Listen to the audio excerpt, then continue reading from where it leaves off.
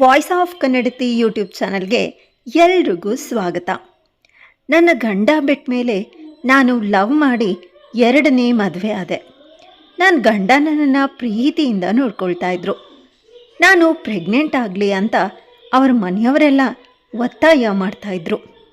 ನಾನು ಪ್ರೆಗ್ನೆಂಟ್ ಆದಮೇಲೆ ಎಲ್ಲರೂ ತುಂಬ ಖುಷಿಪಟ್ಟರು.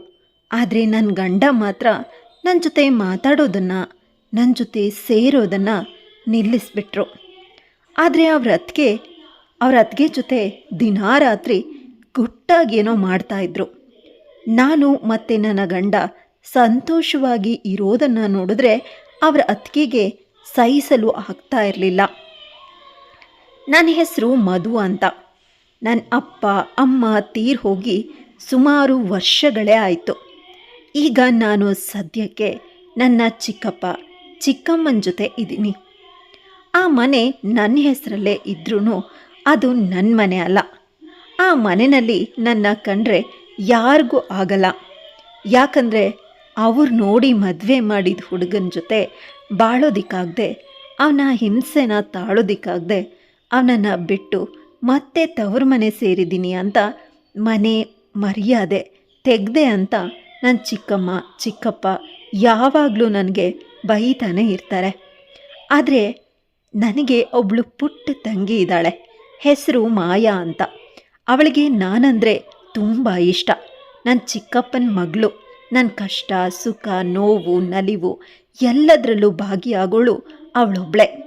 ಆದರೆ ನಾನು ಅವಳು ಖುಷಿಯಾಗಿ ಮಾತಾಡೋದಾಗಲಿ ಜೊತೆಯಲ್ಲಿ ಕೂರೋದಾಗಲಿ ನೋಡಿದ್ರೆ ಚಿಕ್ಕಮ್ಮಂಗೆ ಸಹಿಸೋದಿಕ್ಕಾಗಲ್ಲ. ಯಾವ ರೀತಿ ಖುಷಿಯಾಗಿ ಮಾತಾಡ್ದಾಗೆಲ್ಲ ಮಧ್ಯ ಬಂದು, ಮಧು, ನಿನ್ನಿಂದ ನಮ್ಮ ಮಾನ ಮರ್ಯಾದೆ ಎಲ್ಲ ಹಾಳಾಯಿತು ನೋಡು, ನಿನ್ನಿಂದಾಗಿ ಹೀಗೆ ಮಾಯಾಗೂ ಕೂಡ ಹುಡುಗನೂ ಸೆಟ್ ಆಗ್ತಾ ಇಲ್ಲ ಅಂತ ಬೈತಾನೆ ಇರೋರು. ಆಗ ಮಾಯಾ, ಅಮ್ಮ ಯಾಕೆ ಹೀಗೆ ಅಕ್ಕಂಗೆ ಬೈತಾನೆ ಇರ್ತೀಯ? ನನ್ನ ಮದುವೆ ಯಾವಾಗ ಆಗಬೇಕೋ ಆವಾಗ ಹಾಗೇ ಆಗತ್ತೆ. ಈ ವಿಷಯವಾಗಿ ಅಕ್ಕನಿಗೆ ಬೈಯೋದನ್ನು ನನ್ನ ಕೈಲಿ ಸಹಿಸ್ಕೊಳ್ಳೋಕ್ಕಾಗಲ್ಲ. ನನಗೆ ಸ್ವಲ್ಪನೂ ಇಷ್ಟ ಆಗಲ್ಲ ಅಂತ ನನ್ನ ಚಿಕ್ಕಮ್ಮನಿಗೆ ನನ್ನ ಪರ ವಹಿಸಿ ಬೈಯೋಳು. ಮಾಯಾ ಅವರಮ್ಮ ವಿರುದ್ಧ ಮಾತಾಡೋದಕ್ಕೂ ನಾನೇ ಕಾರಣ ಅಂತ ಚಿಕ್ಕಮ್ಮ ಮತ್ತೆ ನನಗೆ ಬೈಯೋರು. ಈಗ ಆದಾಗಲೆಲ್ಲ ನನಗೆ ತುಂಬ ದುಃಖ ಆಗ್ತಾಯಿತ್ತು. ಒಬ್ಬಳೇ ಅಳ್ತಾ ಇರ್ತಿದ್ದೆ. ಹೀಗೆ ಒಂದಿನ ಅಳ್ತಾ ಗೇಟ್ ಹತ್ರ ನಿಂತಿರುವಾಗ ರೋಡಲ್ಲಿ ಒಂದು ಕಾರ್ ಬಂದು ನನ್ನ ಮುಂದೆ ನಿಲ್ತು. ಆ ಕಾರಿಂದ ಒಬ್ಬ ಹುಡುಗ ಇಳ್ದ. ಹೆಸರು ಅಕ್ಷಯ್ ಅಂತ. ಹತ್ರ ಬಂದು ಈ ಅಡ್ರೆಸ್ ಎಲ್ಲಿ ಬರುತ್ತೆ ಅಂತ ಹೇಳ್ತೀರಾ ಅಂತ ಕೇಳ್ದ. ನಾನು ಆ ಅಡ್ರೆಸ್ ನೋಡುವಾಗ ನಾನು ಅಳ್ತಾ ಇರೋದನ್ನು ಅವನು ಗಮನಿಸ್ತಾ ಅಂತ ಅನಿಸುತ್ತೆ. ನೀವು ಈ ಸುಂದರವಾದ ಮುಖದಲ್ಲಿ ಆ ಕಣ್ಣೀರು ಸ್ವಲ್ಪನೂ ಚೆನ್ನಾಗಿ ಕಾಣಿಸೋದಿಲ್ಲ. ನೀವು ಈ ಸಪ್ಪೆ ಮುಖ ಒಂಚೂರು ಚೆನ್ನಾಗಿಲ್ಲ, ಯಾವಾಗಲೂ ನಗ್ತಾ ಇರಿ ಅಂತ ಹೇಳಿ ನಾನು ನನ್ನ ಕುತ್ತಿಗೆನಲ್ಲಿರುವಂಥ ತಾಳಿನ ನೋಡಿ, ನಿಮಗೆ ಮೂಡ್ ಆಫ್ ಆಗಿದ್ದರೆ ನಿಮ್ಮ ಗಂಡನ ಜೊತೆ ಸುತ್ತಾಡ್ಕೊಂಡು ಬನ್ನಿ, ಎಲ್ಲ ಮೂಡು ಸರಿ ಹೋಗ್ಬಿಡತ್ತೆ ಅಂತ ಹೇಳ್ದ.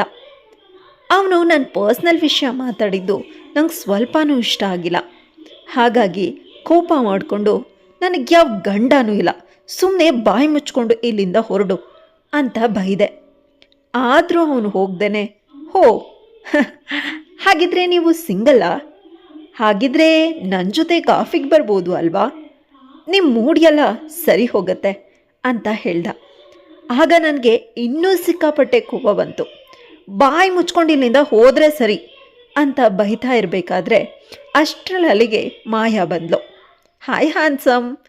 ಈಗ ನನ್ನ ಅಕ್ಕ ಬರದೇ ಇರ್ಬೋದು, ಆದರೆ ಮುಂದೆ ಒಂದಿನ ಅವಳ ಮನ್ಸು ಚೇಂಜ್ ಆಗಿ ನಿನ್ನ ಜೊತೆ ಕಾಫಿಗೆ ಹೋಗಬೇಕು ಅಂತ ಅನಿಸಿದ್ರೆ ಆಗೇನು ಮಾಡೋದು ಅಂತ ಹೇಳಿ ಅಕ್ಷಯ್ ಹತ್ರ ಅವನ ನಂಬರ್ ಇಸ್ಕೊಂಡ್ಲು. ಅವನು ಕೂಡ ನಗ್ತಾ ನಂಬರ್ ಕೊಟ್ಟು ಅಲ್ಲಿಂದ ಹೊರಟೋದ. ಅವನು ಹೋದ್ಮೇಲೆ ಮಾಯಾ ಹೇಳಿದ್ಲು, ಅಕ್ಕ, ಇನ್ನು ಎಷ್ಟು ದಿನ ಅಂತ ನೀನು ಹೀಗೆ ಒಂಟಿಯಾಗಿರ್ತೀಯ? ಯೋಚನೆ ಮಾಡು, ಹುಡುಗ ತುಂಬ ಚೆನ್ನಾಗಿದ್ದಾನೆ, ನೋಡೋಕ್ಕೂ ಒಳ್ಳೆಯವನು ಅಂತ ಅನ್ನಿಸ್ತಾನೆ. ಒಂದ್ಸಲ ಕಾಫಿಗೆ ಹೋಗಿ ನೋಡು, ನಿನಗಿಷ್ಟ ಆದರೆ ಮುಂದುವರಿ, ಇಲ್ಲ ಅಂದರೆ ಬೇಡ ಅಂತ ಹೇಳಿ ಆ ನಂಬರನ್ನು ನನ್ನ ಕೈಯಲ್ಲಿಟ್ಟು ಅಲ್ಲಿಂದ ಹೊರಟೇ ಹೋದ್ಲು. ಅವಳು ಹೋದ್ಮೇಲೆ ನಾನು ತುಂಬ ಯೋಚಿಸಿ ನನಗನ್ಸೋಕ್ಕೆ ಶುರುವಾಯಿತು, ನಾನೇನಾದರೂ ಅಕ್ಷಯ್ ಹತ್ರ ಹೋಗಿ ಮಾತಾಡಿ ಅವರನ್ನೇ ಮದುವೆ ಆದರೆ ಮಾಯಾಗೂ ಒಳ್ಳೆ ಗಂಡು ಸಿಕ್ಕಿ ಮದುವೆ ಆಗತ್ತೆ. ನನ್ನ ಕಾರಣಕ್ಕೆ ನನ್ನ ತಂಗಿ ಜೀವನ ಹಾಳಾಗೋದು ಎಷ್ಟು ಸರಿ? ಯಾವುದಕ್ಕೂ ಒಂದು ಸಲ ಟ್ರೈ ಮಾಡೋಣ ಅಂತ ಅಂದ್ಕೊಂಡು ಅಕ್ಷಯ್ಗೆ ಕಾಲ್ ಮಾಡಿದೆ. ಮೀಟ್ ಕೂಡ ಮಾಡಿದ್ವಿ. ನನಗೆ ಅವನು ತುಂಬ ಒಳ್ಳೆ ಹುಡುಗ ಅಂತ ಅನಿಸೋದಕ್ಕೆ ಶುರುವಾಯಿತು. ಹೀಗೆ ಹಲವಾರು ಸರಿ ನಾವಿಬ್ಬರು ಮೀಟ್ ಮಾಡಿದ್ವಿ. ಒಂದು ಸಲ ಅವನು ಅವನ ಮನೆಗೆ ಕರ್ಕೊಂಡು ಹೋದ. ನಾನು ಅವ್ರ ಫ್ಯಾಮಿಲಿ ಬಗ್ಗೆ ಕೇಳಿದೆ. ಆಗ ಅವನು 2 ವರ್ಷದ ಹಿಂದೆ ಒಂದು ಆಕ್ಸಿಡೆಂಟಲ್ಲಿ ನನ್ನ ತಂದೆ ತಾಯಿ ನನ್ನಣ್ಣ ತೀರ್ ಹೋದರು. ನನ್ನ ಅತ್ತಿಗೆ ವಿಧವೆ ಆದರು. ನಾನು ಅನಾಥ ಆದೆ ಅಂತ ಹೇಳ್ತಾ ಅಳೋದಕ್ಕೆ ಶುರು ಮಾಡಿಬಿಟ್ಟ. ನನಗೆ ಅಯ್ಯೋ ಅನ್ನಿಸ್ತು. ಅವನು ಅಳೋದನ್ನ ನೋಡೋದಕ್ಕಾಗದೆ ಅವನನ್ನು ಸಮಾಧಾನ ಮಾಡ್ತಾ, ನೀನು ಯಾಕೆ ಅನಾಥ ಆಗ್ತೀಯಾ, ನಿನಗೆ ನಾನಿಲ್ವಾ ಅಂತ ಸಮಾಧಾನ ಮಾಡಿದೆ. ಅವನು ಇದೇ ಒಳ್ಳೆ ಸಮಯ ಅಂದ್ಕೊಂಡು ನನ್ನನ್ನು ಮದುವೆ ಆಗ್ತೀಯಾ, ಜೀವನ ಪೂರ್ತಿ ನನ್ನ ಜೊತೆ ಇರ್ತೀಯಾ ಅಂತ ಕೇಳ್ದ. ನನಗೂ ಖುಷಿ ಆಯಿತು. ಖುಷಿಯಿಂದಾನೇ ಒಪ್ಕೊಂಡೆ. ಮನೆಗೆ ಬಂದು ಮಾಯಾ, ಚಿಕ್ಕಮ್ಮ, ಚಿಕ್ಕಪ್ಪನ ಹತ್ರ ಕೂಡ ವಿಷಯ ಹೇಳಿದೆ. ಮಾಯಾ ತುಂಬ ಸಂತೋಷಪಟ್ಲು. ಚಿಕ್ಕಮ್ಮ ಕೂಡ ಮನಸ್ಸಲ್ಲಿ ಹೇಗೋ ಪೀಡೆ ತೊಲಗಿದ್ರೆ ಸಾಕು ಅಂತ ಅಂದ್ಕೊಂಡು ಅವ್ರಿಗೂ ಒಪ್ಕೊಂಡ್ರು. ಮಾಯಾ ಖುಷಿಯಲ್ಲಿ, ಅಕ್ಕ ನಿನ್ನ ಮದುವೆನ ತುಂಬ ಅದ್ಧೂರಿಯಾಗಿ ಮಾಡ್ತೀನಿ, ನೋಡ್ತಾ ಇರು ಅಂತ ಹೇಳ್ತಿದ್ದಾಗ ಚಿಕ್ಕಮ್ಮ ತಮ್ಮ ಮೂತಿನ ಮುರಿದು, ನಿನ್ನ ಅಕ್ಕ ಮದುವೆ ಆಗ್ತಿರೋದು ಮೊದಲನೇ ಸಲ ಏನಲ್ಲ ಅಮ್ಮ, 2ನೇ ಮದುವೆ.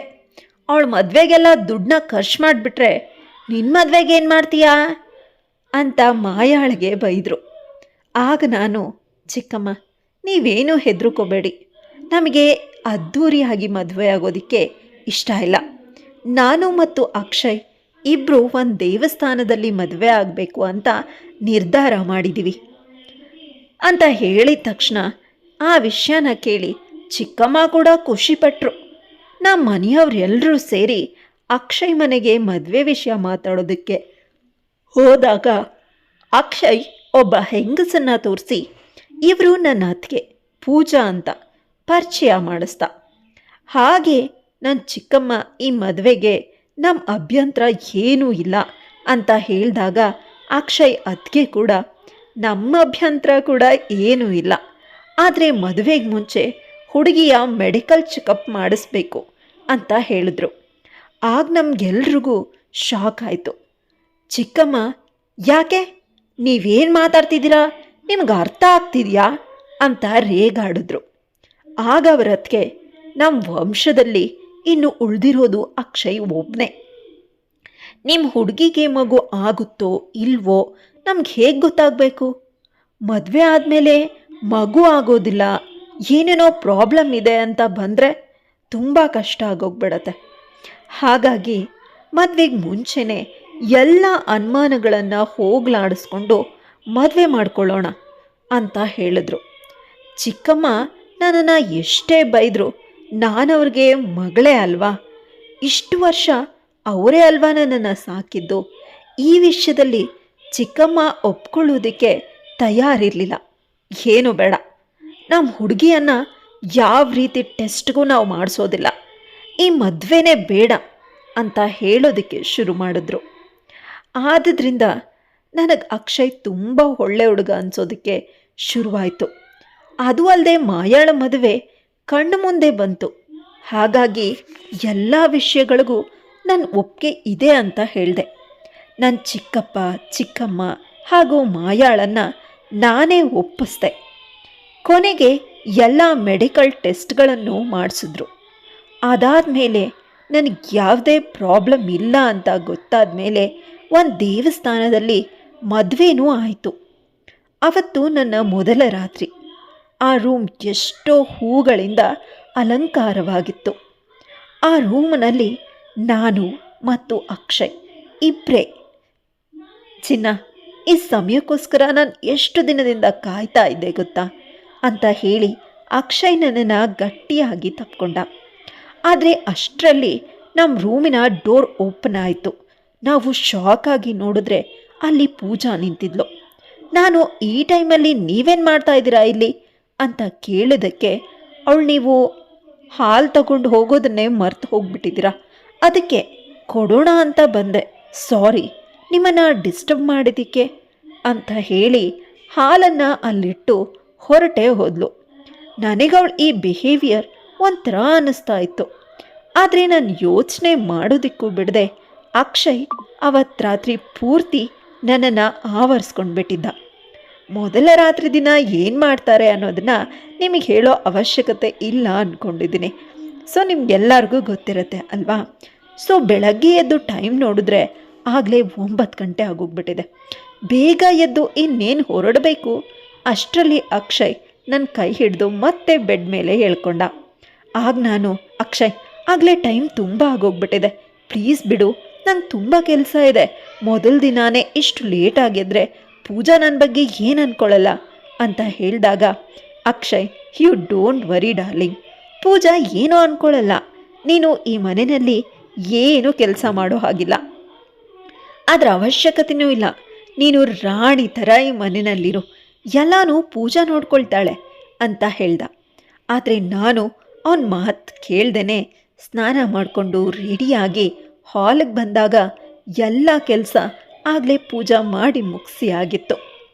ಸಾರಿ ಪೂಜಾ, ಲೇಟ್ ಆಯಿತು, ಇವತ್ತೆದ್ದಿದ್ದು, ನಾಳೆಯಿಂದ ಬೇಗ ಎದ್ದೇಳ್ತೀನಿ ಅಂತ ಹೇಳಿದಾಗ ಪೂಜಾ ಹೇಳಿದ್ಲು, ಅಯ್ಯೋ ಯಾಕಿಷ್ಟು ಬೇಗ ಎದ್ದೆ, ಇನ್ನೂ ಸ್ವಲ್ಪ ಹೊತ್ತು ರೆಸ್ಟ್ ಮಾಡ್ಬೋದಿತ್ತಲ್ಲ, ನಾನಿದ್ದೀನಿ ಅಲ್ವಾ, ಎಲ್ಲ ಕೆಲಸ ನಾನು ನೋಡ್ಕೊಳ್ತೀನಿ, ನೀನು ಆರಾಮಾಗಿ ರೆಸ್ಟ್ ಮಾಡು ಅಂತ ಹೇಳಿದಾಗ ನನ್ನ ಕಣ್ಣಲ್ಲಿ ನೀರು ಬಂತು. ಆಗ ತಕ್ಷಣ ಪೂಜಾ ಎದ್ದು ಬಂದು ನನ್ನ ತಪ್ಪಿಕೊಂಡು ಕಣ್ಣೀರು ಒರೆಸಿ, ಏನಾಯಿತು, ಯಾಕೆ ಅಳ್ತಿದ್ಯಾ, ನಾನೇನಾದರೂ ತಪ್ಪಾಗಿ ಹೇಳದ್ನಾ ಅಂತ ಕೇಳಿದ್ಲು. ಆಗ ನಾನು, ಏನೂ ಇಲ್ಲ, ಇಷ್ಟು ವರ್ಷದಲ್ಲಿ ನನ್ನನ್ನು ಇಷ್ಟು ಕೇರ್ ಯಾರೂ ಮಾಡಿಲ್ಲ, ಹಾಗಾಗಿ ಸ್ವಲ್ಪ ಎಮೋಷ್ನಲ್ ಆದೆ ಅಷ್ಟೆ. ಹೀಗೆ ನಾವಿಬ್ಬರು ಮಾತಾಡ್ತಿರುವಾಗ ಅಲ್ಲಿಗೆ ಅಕ್ಷಯ್ ಬಂದ. ಆಗ ಪೂಜಾ, ನೀವಿಬ್ಬರು ಹೊಸದಾಗಿ ಮದುವೆ ಆಗಿದ್ದೀರಾ, ನಿಮ್ಮಿಬ್ಬರು ಮಧ್ಯ ಸದ್ಯಕ್ಕೆ ನಾನು ಯಾಕೆ, ನಾನು ಸ್ವಲ್ಪ ದಿನ ನನ್ನ ತವ್ರ ಮನೆಗೆ ಹೋಗ್ಬಿಟ್ಟು ಬರ್ತೀನಿ ಅಂತ ಅಕ್ಷಯ್ನ ನೋಡಿ ಸರ್ಕ್ಯಾಸ್ಟಿಕ್ಕಾಗಿ ನಗ್ತಾ ಅಲ್ಲಿಂದ ಹೊರಟೋದ್ಲು. ಅದನ್ನು ನೋಡಿ ನನಗೆ ಒಂಥರ ಆಯಿತು. ಆದರೆ ಅವರಿಬ್ಬರು ನನ್ನನ್ನು ನೋಡ್ಕೊಳ್ತಾ ಇದ್ದಿದ್ದ ರೀತಿಗೆ ನಾನು ಬೇರೆ ಏನೂ ಯೋಚನೆ ಮಾಡಲೇ ಇಲ್ಲ. ಪೂಜಾ ಅಲ್ಲಿಂದ ಹೋದ್ಮೇಲೆ ಒಂದು ಕ್ಷಣನೂ ಅಕ್ಷಯ್ ನನ್ನನ್ನು ಬಿಟ್ಟು ಇರ್ತಾನೆ ಇರಲಿಲ್ಲ. ನಾವಿಬ್ಬರು ಆ ಮನೆಯಲ್ಲಿ ತುಂಬಾ ಎಂಜಾಯ್ ಮಾಡ್ತಾಯಿದ್ವಿ. ಹೀಗೆ ದಿನ ಕಳೀತಾ ಒಂದಿನ ನನಗೆ ವಾಮಿಟಿಂಗ್ ಆಗೋಕ್ಕೆ ಶುರುವಾಯಿತು. ಚೆಕಪ್ ಮಾಡಿಸಿದಾಗ ನಾನು ಪ್ರೆಗ್ನೆಂಟ್ ಅಂತ ಗೊತ್ತಾಯಿತು. ಈ ವಿಷಯ ಕೇಳಿ ಅಕ್ಷಯ್ಗೆ ತುಂಬಾ ಖುಷಿಯಾಯಿತು. ನಾನು ಇಲ್ದಿರೋ ಜಾಗಕ್ಕೆ ಹೋಗಿ ಸುತ್ತಮುತ್ತ ನೋಡಿ ತಕ್ಷಣ ಪೂಜಾಗೆ ಕಾಲ್ ಮಾಡಿ, ನಾವು ಏನೇನು ಅಂದ್ಕೊಂಡಿದ್ವೋ ಅದೆಲ್ಲ ಈಡೇರ್ತು, ಮಧು ಈಗ ಪ್ರೆಗ್ನೆಂಟ್, ನೀನು ಆದಷ್ಟು ಬೇಗ ಮನೆಗೆ ಬಾ ಅಂತ ಹೇಳ್ದ. ಪೂಜಾ ಕೂಡ ಸಂಜೆ ಅಷ್ಟರಲ್ಲೇ ಮನೆಗೆ ವಾಪಸ್ ಬಂದಳು. ನನ್ನನ್ನು ನೋಡಿ ತುಂಬಾ ಖುಷಿಪಟ್ಲು.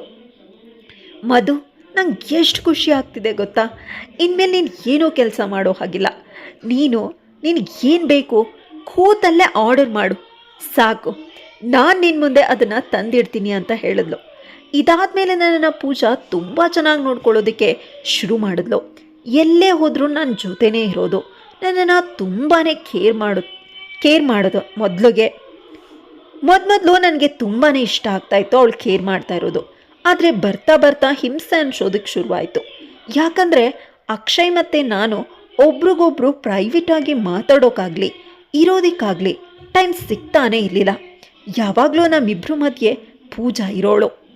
ಅಕ್ಷಯ್ ಸ್ವಲ್ಪ ನನ್ನ ಬಗ್ಗೆ ಕೇರ್ ಮಾಡಿದ್ರೆ ಸಾಕು, ಅವಳಿಗೆ ಸಹಿಸ್ಕೊಳ್ಳೋಕ್ಕಾಗ್ತಾ ಇರಲಿಲ್ಲ. ಯಾವಾಗಲೂ ನನ್ನಿಂದ ಅಕ್ಷಯ್ನ ದೂರ ಇಡೋದಕ್ಕೆ ಟ್ರೈ ಮಾಡ್ತಾ ಇದ್ಲು. ಹೀಗೆ 6 ತಿಂಗಳು ಕಳೆದೇ ಹೋಯಿತು. ಅಷ್ಟರಲ್ಲಿ ಮಾಯಾ ನನಗೋಸ್ಕರ ತಿಂಡಿ, ಸೀರೆ, ಇನ್ನು ಏನೇನೋ ತಗೊಂಡು ನನ್ನ ಮನೆಗೆ ಬಂದಳು. ಖುಷಿಯಿಂದ ಕೊಂಡಾಡಿದ್ಲು.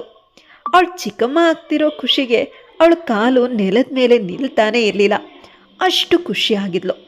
ಅವಳು ನೋಡ್ತಾ ನಾನು ಕೂಡ ತುಂಬ ಖುಷಿ ಪಡ್ತಾ ಇದ್ದೆ. ಯಾಕೋ ಗೊತ್ತಿಲ್ಲ, ಇದ್ದಕ್ಕಿದ್ದ ಹಾಗೆ ನನಗೆ ತಲೆ ಸುತ್ತದಾಗಾಯಿತು. ಅಕ್ಷಯ್ ಬಂದು ನನ್ನನ್ನು ಹಿಡ್ಕೊಂಡ್ರು.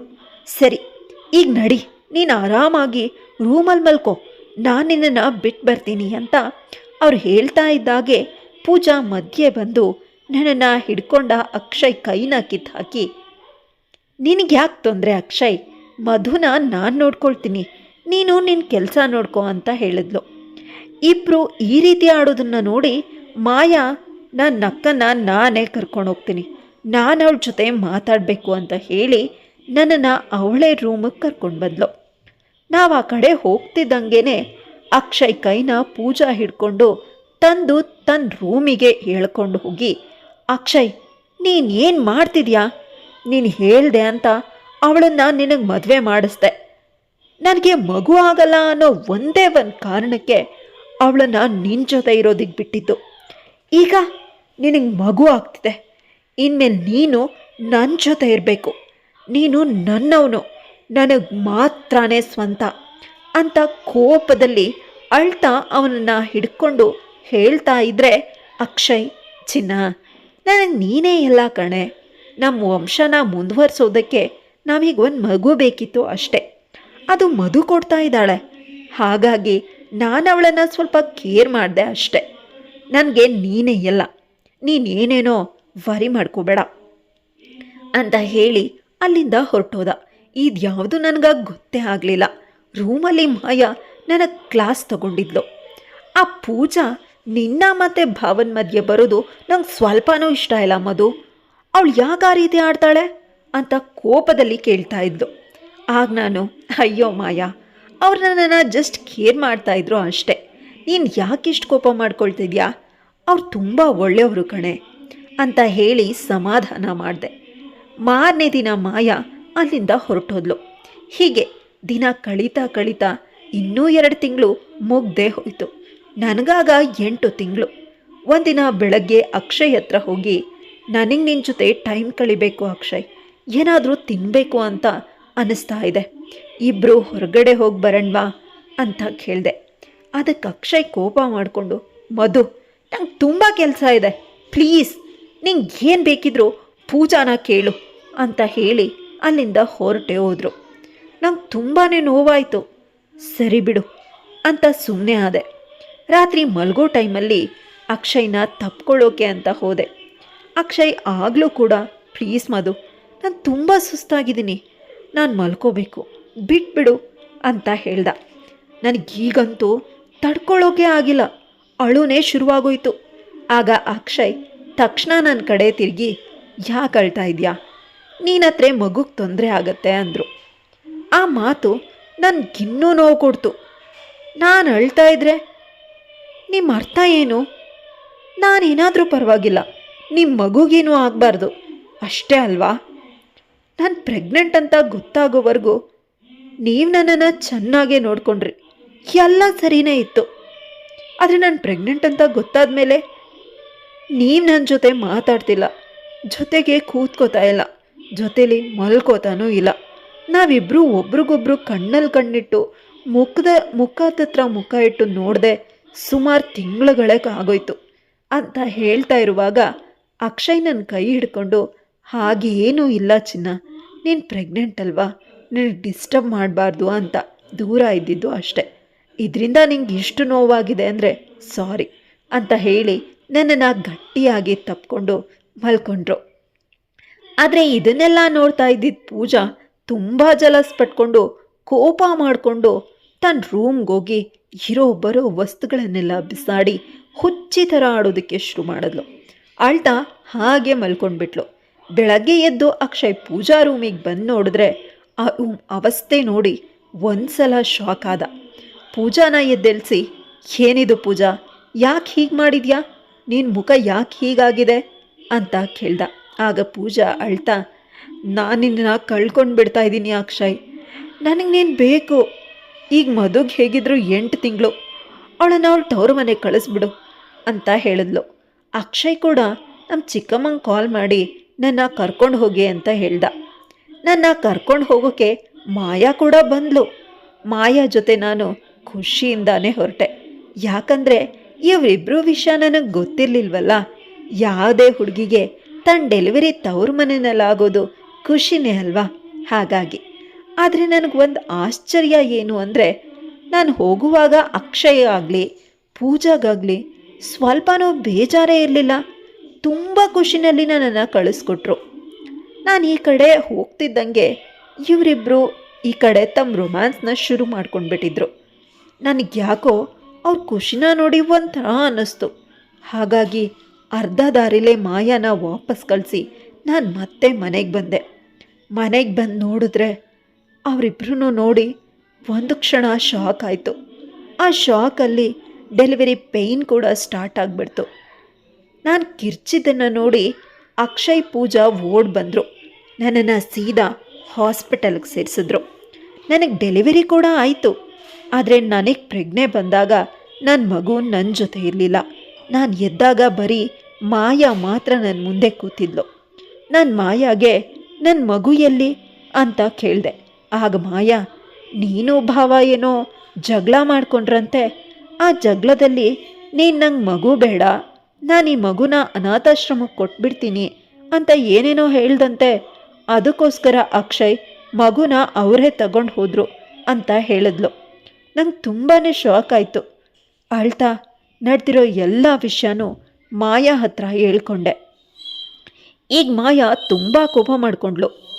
ನಾನು ನನ್ನ ಅಕ್ಕಂಗೆ ಅನ್ಯಾಯ ಆಗೋಕ್ಕೆ ಯಾವತ್ತೂ ಬಿಡಲ್ಲ, ನಡಿ ಹೋಗೋಣ, ಏನು ಅಂತ ಕೇಳೋಣ ಅಂತ ಸೀದಾ ಅಕ್ಷಯ್ ಮನೆಗೆ ಕರ್ಕೊಂಡು ಬಂದ್ಲು. ಪೂಜಾ ಮತ್ತು ಅಕ್ಷಯ್ ಅಂಟ್ಕೊಂಡು ಜೊತೆಲೇ ಕೂತ್ಕೊಂಡಿದ್ರು. ನಾವು ಅಲ್ಲಿಗೆ ಹೋದ್ರೂ ಅವ್ರಿಗೆ ಭಯ ಅನ್ನೋದೇ ಇರಲಿಲ್ಲ. ಮಾಯಾ ಕೋಪದಲ್ಲಿ, ನನ್ನ ಮಗುನ ನನಗೆ ಕೊಟ್ಬಿಡು, ನಮ್ಮ ಅಕ್ಕಂಗೆ ಮೋಸ ಮಾಡ್ತೀಯಾ, ನಿನ್ನನ್ನು ಮಾತ್ರ ಸುಮ್ಮನೆ ಬಿಡಲ್ಲ ಅಂತ ಬೈಯೋದಕ್ಕೆ ಶುರು ಮಾಡಿದ್ಲು. ಆಗ ಅಕ್ಷಯ್ ಜೋರಾಗಿ ನಗ್ತಾ, ಈ ಪ್ರಪಂಚದಲ್ಲಿ ನಿಮ್ಮಷ್ಟು ದಡ್ರು ಬೇರೆ ಯಾರೂ ಇಲ್ಲ ಅನಿಸುತ್ತೆ. ಇಷ್ಟಾದ್ಮೇಲೂ ಸತ್ಯ ಮುಚ್ಚಿಟ್ಟು ಏನು ಸಾಧಿಸ್ಬೇಕಾಗಿಲ್ಲ. ನಿಜ ಹೇಳ್ತೀನಿ ಕೇಳಿಸ್ಕೊಳ್ಳಿ. ನಾನು ಪೂಜಾ ಇಬ್ಬರು ಗಂಡ ಹೆಂಡತಿ. ಪೂಜಾಗೆ ಮೆಡಿಕಲ್ ಪ್ರಾಬ್ಲಮಿಂದ ಮಗು ಆಗ್ತಾ ಇರಲಿಲ್ಲ. ನನಗೆ ಮಗು ಬೇಕಾಗಿತ್ತು. ಆದರೆ ಪೂಜಾನ ಬಿಡೋದಕ್ಕೆ ನಂಗೆ ಇಷ್ಟ ಇರಲಿಲ್ಲ.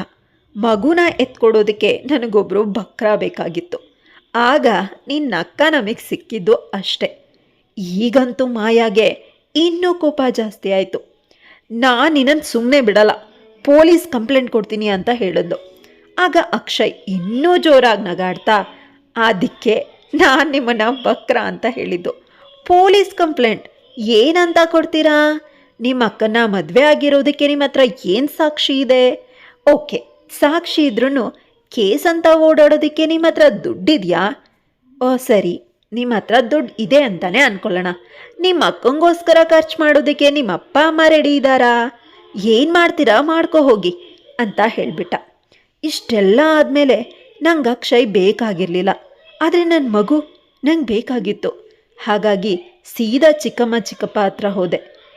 ಆ ಮನೆ ನನ್ನ ಹೆಸರಲ್ಲಿದೆ ಅಲ್ವಾ, ಈ ಮನೆನ ಮಾರಿ ಕೋರ್ಟಲ್ಲಿ ಕೇಸ್ ಹಾಕಿ ನನ್ನ ಮಗುನ ನಾನು ಪಡ್ಕೊಳ್ತೀನಿ. ನನ್ನ ಮಗುಗೋಸ್ಕರ ನಾನು ಏನು ಮಾಡೋದಕ್ಕೂ ರೆಡಿ ಇದ್ದೀನಿ ಅಂತ ಹೇಳಿ ಅಳ್ತಾ ಅಲ್ಲಿಂದ ಹೊರಟೋದೆ. ಆದರೆ ಚಿಕ್ಕಮ್ಮ ಚಿಕ್ಕಪ್ಪನ ಹತ್ರ, ಏನ್ರಿ ಇದು ಹೀಗೆ ಹೇಳ್ತಿದ್ದಾಳೆ ಇವಳು, ಈ ಮನೆ ಏನಾದರೂ ಮಾರಿದ್ರೆ ನಾವು ಬೀದಿಲಿರಬೇಕಾಗತ್ತೆ, ಏನಾದರೂ ಮಾಡ್ರಿ ಅಂತ ಅಪ್ಪಂಗೆ ಬೈದು ಅಲ್ಲಿಂದ ಹೊರಟೋದ್ರು. ಈಗ ಮಾಯಾ ಯೋಚನೆ ಮಾಡೋದಕ್ಕೆ ಶುರು ಮಾಡಿದ್ಲು. ಅಪ್ಪ ಅಮ್ಮಂಗೂ ನೋವಾಗಬಾರ್ದು, ಅಕ್ಕಂಗೆ ಅವಳು ಮಗು ಬೇಕು, ಹಾಗಿದ್ರೆ ನಾನು ಏನು ಮಾಡಬೇಕು ಅಂತ ತುಂಬ ಯೋಚನೆ ಮಾಡಿ ಸೀದಾ ಅಕ್ಷಯ್ ಮನೆಗೋದ್ಲು. ಅವ್ರಿಗೆ ಗೊತ್ತಿಲ್ದಂಗೆ ಅವ್ರು ತಿನ್ನೋ ಊಟದಲ್ಲಿ ವಿಷ ಹಾಕೋದ್ಲು. ಅವ್ರು ಊಟ ಮಾಡೋವರೆಗೂ ಮನೆಯಿಂದ ಹೊರಗಡೆ ಕಾಯ್ತಾ ನಿಂತಳು. ಅವರು ಊಟ ತಿಂದು ಸತ್ತು ಬಿದ್ದಿದ್ದಾರೆ ಅಂತ ಅಂದ್ಕೊಂಡು ಆ ಮಗುನ ಎತ್ಕೊಂಡು ಸೀದಾ ತಂದು ನನಗೆ ಕೊಟ್ಲು. ನಾನು ತುಂಬ ಖುಷಿಪಟ್ಟೆ. ಅವರಿಷ್ಟು ಸುಲಭವಾಗಿ ಮಗುನ ಹೇಗೆ ಕೊಟ್ಟರು ಅಂತ ಕೇಳಿದೆ. ಏನೋ ಮಾಡಿದೆ ಬಿಡು, ನೀನು ಖುಷಿನಾ ಅಂತ ಕೇಳಿದ್ಲು. ನನಗೆ ಆ ಮಗು ಬಂದಿರೋ ಖುಷಿನಲ್ಲಿ ಬೇರೇನೂ ಕೇಳಲಿಲ್ಲ, ಸುಮ್ಮನೆ ಆಗೋದೆ. ಚಿಕ್ಕಮ್ಮ ಚಿಕ್ಕಪ್ಪ ಕೂಡ ಮನೆ ಮಾರಲಿಲ್ವಲ್ಲ ಸದ್ಯ ಅಂತ ಅವರು ಕೂಡ ಸುಮ್ಮನೆ ಆಗೋದ್ರು. ಇದಾಗಿ 3 ದಿನಕ್ಕೆ ಮನೆಗೆ ಪೊಲೀಸ್ನವ್ರು ಬಂದರು. ಮಾಯಾನ ಅರೆಸ್ಟ್ ಮಾಡ್ತೀವಿ ಅಂದರು. ನಾವೆಲ್ಲರೂ ಯಾಕೆ ಅಂತ ಕೇಳಿದ್ದಕ್ಕೆ, ನಿಮ್ಮ ತಂಗಿ ಅಕ್ಷಯ್ ಮತ್ತು ಪೂಜಾ ಅನ್ನೋರಿಗೆ ವಿಷ ಹಾಕಿದ್ದಾಳೆ. ಅಕ್ಷಯ್ ಸತ್ತೋದ, ಪೂಜಾ ಇನ್ನೂ ಬದುಕಿದ್ಲು. ಅಕ್ಕಪಕ್ಕದ ಮನೆಯವರು ಅವಳನ್ನು ಹಾಸ್ಪಿಟಲ್ಗೆ ಸೇರಿಸಿದ್ರು. ಬೆಳಗ್ಗೆ ತಾನೇ ಅವ್ರಿಗೆ ಪ್ರಜ್ಞೆ ಬಂತು. ಅವ್ರು ನಡೆದಿರೋ ಎಲ್ಲ ವಿಷಯನೂ ಹೇಳಿದ್ರು ಅಂತ ಹೇಳಿದ್ರು. ನಾನು ಮಾಯಾ ಹತ್ರ ಹೋದೆ. ಯಾಕೆ ಹೀಗೆ ಮಾಡಿದೆ ಅಂತ ಕೇಳಿದೆ. ಅದಕ್ಕೆ ಮಾಯಾ ಒಂದೇ ಮಾತು ಹೇಳಿದ್ದು, ನಿನ್ನ ಖುಷಿಗೋಸ್ಕರ, ಅಪ್ಪ ಅಮ್ಮನ ನೆಮ್ಮದಿಗೋಸ್ಕರ ಅಂದ್ಲು. ಮಾಯಾನ ಪೊಲೀಸ್ನವರು ಅರೆಸ್ಟ್ ಮಾಡ್ಕೊಂಡು ಕರ್ಕೊಂಡು ಹೋದರು. ನನ್ನ ತಂಗಿ ನನಗೋಸ್ಕರ ಅವಳ ಜೀವನಾನೇ ಮುಡಿಪಾಗಿಟ್ಲು. ಇಂಥ ತಂಗಿ ಸಿಗೋಕೆ ನಾನು ಪುಣ್ಯ ಮಾಡಿದ್ದೆ.